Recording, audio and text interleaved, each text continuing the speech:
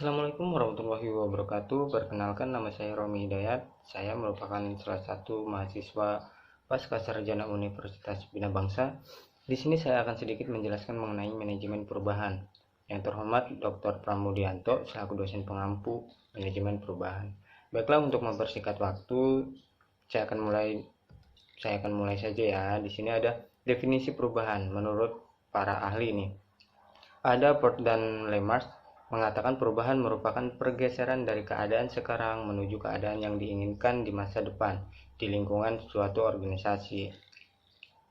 Dan ahli yang kedua yaitu Wagner dan Holbeck mengatakan perubahan adalah tindakan perbaikan cara berpikir dan perilaku yang konvensional atau perpindahan dari status quo yang tersirat di dalam perubahan sasaran atau visi yang berbeda dari sebelumnya.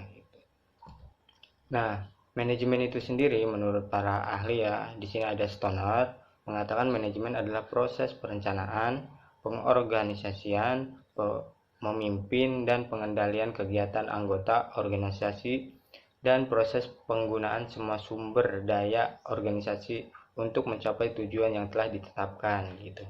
Nah, ada juga ahli yang mengatakan, yaitu Robin mengatakan adalah proses pengorganisasikan kegiatan-kegiatan atau kerja yang diselesaikan secara efektif dan efisien melalui orang lain. Kegiatan yang dikoordinasikan dan diintegrasikan itu mulai dari perencanaan, pengorganisasian, kepemimpinan, sampai pada kontrol pengendalian. Dan manajemen perubahan itu sendiri merupakan pendekatan sistematik yang berkaitan dengan perubahan, baik dalam perspektif organisasi maupun dalam perspektif individu. Manajemen perubahan menurut Port dan Lemars adalah proses yang berlangsung sistematik dalam menetapkan pengetahuan, sasaran dan sumber daya yang diperlukan untuk mengetahui perubahan pada SDM yang akan terkena dampak dari proses perubahan tersebut itu. Nah, selanjutnya manajemen perubahan setidaknya berkaitan dengan 3 aspek yang berbeda. Yang pertama itu ada adaptasi terhadap perubahan. Yang kedua itu mengawasi perubahan. Dan yang ketiga ada melaksanakan perubahan. Nah, selanjutnya 4 elemen yang terdapat dalam proses perubahan. Ada 4 nih elemennya dalam proses perubahan. Yang pertama, menganalisis perlunya perubahan dan mengambil keputusan perubahan apa yang harus dilakukan berdasarkan analisis Anda gitu. Nah, yang kedua melakukan perubahan dan mengatur orang-orang menjalani perubahan itu sendiri gitu. Nah, yang ketiga merencanakan dan mengelola perubahan sebagai proyek atau serangkaian proyek gitu. Dan yang keempat memastikan perubahan tersebut berkat kuat sehingga tidak akan dibatalkan gitu ya. Nah, di sini ada proses perubahan nih, proses perubahan dari kondisi saat ini, masa transisi dan kondisi yang diharapkan. Pada kondisi saat ini merupakan keseimbangan yang mapan dan berkelanjutan tanpa batas sampai sesuatu itu menstabilkan perasaan aman gitu. Jadi mempunyai rasa aman kondisi untuk saat ini gitu. Nah, pada masa transisinya ada berupa stabilitas rendah, ada stres emosional tinggi dan energi tinggi atau tidak terarah gitu. Kontrol masalah utama, ada pula pola perilaku masa lalu menjadi sangat dihargai gitu. Dan selanjutnya konflik meningkat gitu ya. Dan pada kondisi yang diharapkan itu ada visi baru, gimana proses perubahan itu diterima oleh masyarakat, organisasi, individu itu dengan baik dan diterima dengan baik dan tentunya bisa merubah diri pribadi atau organisasi ya. ada tujuan manajemen perubahan. Tujuan manajemen perubahan secara lebih khusus adalah yang pertama itu meningkatkan kemampuan organisasi, yang kedua meningkatkan peranan organisasi, dan yang ketiga melakukan penyesuaian secara internal dan eksternal. Yang keempat, meningkatkan daya tahan organisasi. Yang kelima, mengendalikan suasana kerja. Dan yang terakhir, mewujudkan kondisi organisasi yang lebih baik dari kondisi sebelumnya gitu. Tujuan manajemen perubahan itu adalah merubah sesuatu yang baik menjadi jauh lebih baik gitu. Dan perubahan dalam organisasi nih. Perubahan dalam organisasi ada dua peran, yaitu tidak banyak individu atau organisasi menyukai adanya perubahan. Jadi nggak semua orang menerima adanya perubahan itu. Namun perubahan tak bisa dihindari, harus dihadapi gitu. Dan yang kedua, maka diperlukan suatu pengelolaan perubahan agar proses dan dampak dari perubahan tersebut dapat diarahkan pada titik perubahan yang positif. Jadi perubahan itu harus kepada hal yang positif ya, jangan yang negatif. Biar organisasi itu percaya kalau perubahan itu bisa merubah yang tadinya baik menjadi jauh lebih baik gitu. Di sini ada masalah dalam perubahan. Ternyata perubahan itu banyak masalahnya.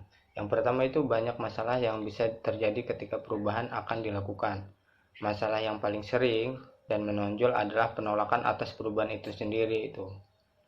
Yang kedua, penolakan bisa jelas terlihat atau implisit dan segera. Misal, menunjukkan protes, ancaman mogok, dan demokrasi gitu. Nah, yang ketiga, penolakan yang tersirat atau implisit dan lambat laut, misal loyalitas pada organisasi berkurang, motivasi kerja turun, masalah kerja meningkat gitu. Dan di sini ada respon negatif terhadap perubahan. Respon negatif terhadap perubahan ada 8 fase ya, 8 fase negatif. Yang pertama itu stabilitas. Yang kedua, tidak bergerak atau immobilization. Yang ketiga, penolakan, denial. Dan yang keempat, kemarahan, anger. Dan yang kelima itu perundingan, bargaining. Yang keenam itu tertekan atau depression. Yang ketujuh itu pengujian, testing. Dan yang kedelapan ada penerimaan, acceptance. Nah, yang selanjutnya respon positif terhadap perubahan. Ada respon positifnya. Ada 5 fase diawali pada hal-hal sebagai berikut. Yang pertama adanya perasaan optimis secara diam-diam. Uniformed optimis. Dan yang kedua itu timbulnya pernyataan pesimis terhadap perubahan. Ternyata dapat menimbulkan perasaan pesimis ya, atau informed pesimis. Dan yang ketiga itu timbulnya kesadaran bahwa perubahan merupakan realitas yang dihadapi. Jadi perubahan itu harus dihadapi. Atau bisa dibilang helpful wrestling. Dan yang keempat, di sini ada keberanian untuk menyatakan optimisme terhadap perubahan. Dan yang kelima, kesediaan turut serta dalam proses perubahan. Jadi harus turut serta, tidak perlu diam-diam, harus ikut serta gimana caranya perubahan itu harus menjadi lebih baik gitu.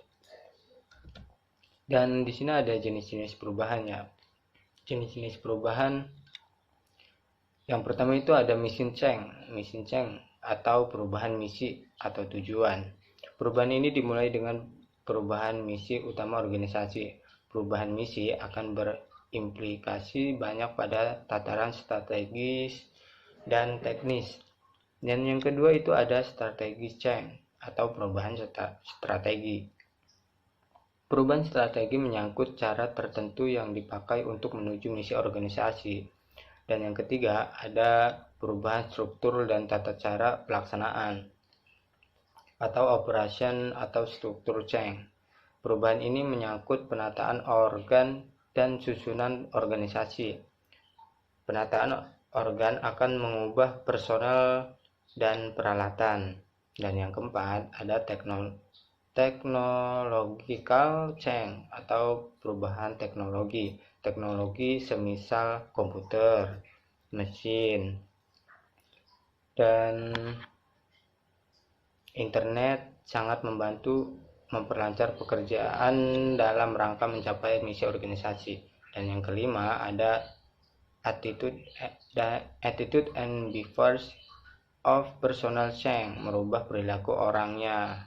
Wilayah perilaku menyangkut disiplin, cara mengisi waktu dan meningkatkan kualitas kerja seseorang gitu.